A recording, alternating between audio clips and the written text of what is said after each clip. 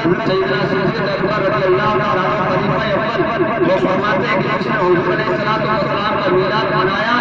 وہ اس کے لیے کیا اجر ہوگا؟ فرماتے ہیں من انفق درہما علی قراءۃ مولد النبی صلی اللہ علیہ وسلم کان رفیقی فی الجنہ، کہ جس نے حضور علیہ السلام کے میلاد منانے پر ایک درہم کی خرچ کیا جنت میں میرا یار ہے۔ اور یہ سیدنا صدیق اکبر ہے، کیا یہ میری اور آپ کی طرف جان سے مذکور ہے جسے قرآن میں رب ذوالجلال ثانی کے نام سے یاد فرماتا ہے وہ سیدنا صدیق اکبر۔ حضرت امام فخر الدین رحمۃ اللہ تعالی علیہ فرماتے ہیں یہ جو رب ذوالجلال نے قرآن میں فرمایا ثانی اثنین عظمان مدار، ان میں سے دوسرے نے کہا جب کہ وہ دونوں بار یعنی حضور علیہ السلام سیدنا صدیق اکبر فرماتے ہیں یہ ثانی ہے، یہ صرف ثانی علیہ کہتے ہیں دوسرے، یہ دوسرے ہیں کس اعتبار سے؟ آئیے امام فخر الدین رحمۃ اللہ علیہ فرماتے ہیں حضور علیہ السلام نے جب دعویٰ نبوت فرمایا تو سب سے پہلے ایمان لانے والی سیدنا خدیجہ رضی اللہ تعالیٰ عنہا، اس کے بعد دوسرے سیدنا صدیق اکبر، ثانی سیدنا صدیق اکبر، لوگوں کے اوپر غور کرتے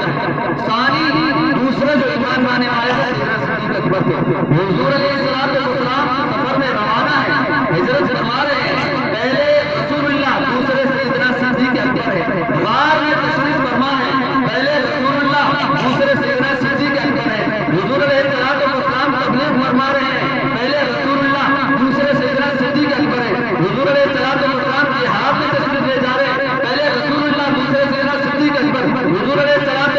اللہ کی طرف داعی اللہ ہو رہے ہیں تو رسول اللہ پہلے، دوسرے نمبر پہ سیدنا صدیق اکبر اللہ کی راہ میں اپنا مال خرچ کرنے والے، سب سے پہلے رسول اللہ دوسرے سیدنا صدیق اکبر اللہ کی راہ میں اپنی جان کو قربان کرنے والے، سب سے پہلے رسول اللہ دوسرے سیدنا صدیق اکبر اللہ کی راہ میں سب سے پہلے اپنی جان کو اپنی اولاد کو قربان کرنے والے رسول اللہ دوسرے سیدنا صدیق اکبر، حضور علیہ السلام سب سے پہلے جہاد فرمانے والے دوسرے سیدنا صدیق اکبر، حضور علیہ السلام سب سے پہلے سیدنا صدیق اکبر سے پہلے اس زمین کے اندر آرام فرمانے والے، پہلو میں سونے والے سیدنا صدیق اکبر، حضور علیہ السلام روز اشر اٹھنے والے، دوسرے